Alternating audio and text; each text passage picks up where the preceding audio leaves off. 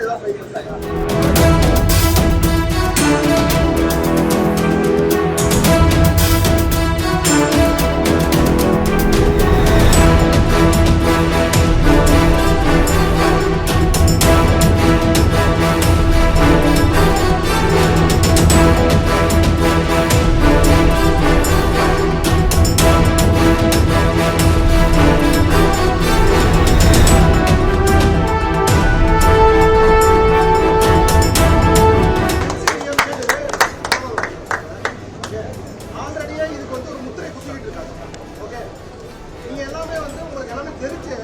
இது மாதிரி வந்து இப்ப போராட்டத்துல ஈடுபடுறீங்கன்னு சொல்றேன்.